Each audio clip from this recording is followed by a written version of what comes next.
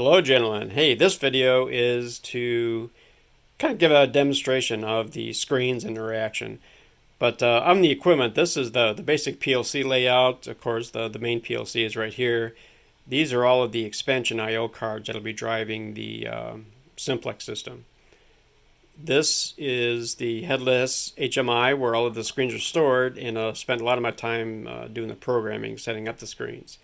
And then here you can see the actual network connection between the PLC and the HMI. Tags are, of course, the common terminology for passing information between the pieces of equipment. The Click PLC doesn't use the word tags. They have different terminology. They call it nicknames. So that was one of the challenges in getting everything set up. When we're setting up the screens on the HMI, they use the normal terminology of tags.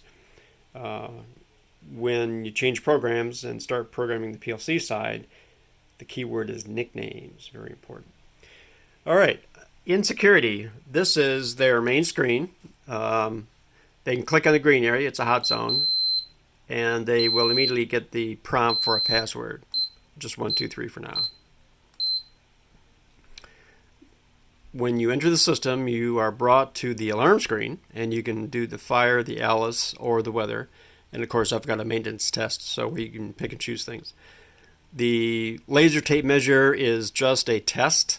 That was to demonstrate floating point tags passing between the PLC and the HMI. Works like a champ.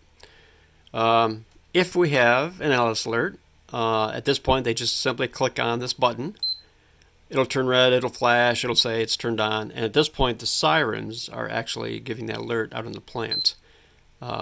Same thing on weather. If there's a approaching tornado, this would alert everyone to take shelter. These two alarms are unique. Basically, they will alert every single panel, so there's no need to choose a building or to get any more detailed information. And again, the green area is a hot button, so if you hit that, it'll take you out of the system and right back to the home screen. Let's go back in. And as you re-enter the system, again, you can see the weather alert is still active. If we have a fire, the prompt is to choose a building. So now, of the 10 cabinets, we can choose which one of the 10 systems we're actually going to evacuate. And again, if you pick and choose a building, when everything is finalized, only that building would flash red and demonstrate. But again, go to the green area. It'll take you back a screen. Brings you back here. You can turn off that, and you can exit the system. So very nice flow between the screens.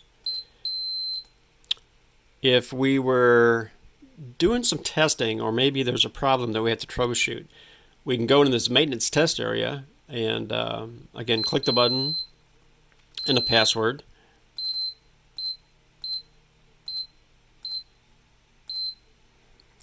And you're brought to a screen that has 3 rows of 10 buttons.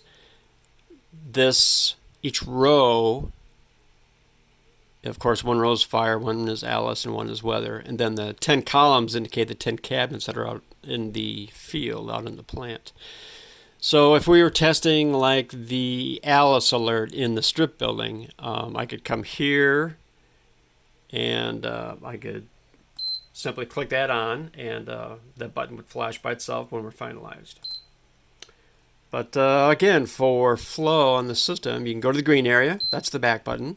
You're coming back to the main screen, and hitting the green area one more time takes you out of the screen. That's a quick walkthrough. Very nice flow so far. We'll probably change prompts. The color scheme is just arbitrary. We can do that. But yeah, everything's mouse driven, screen prompts, pretty straightforward. But thanks. Talk soon.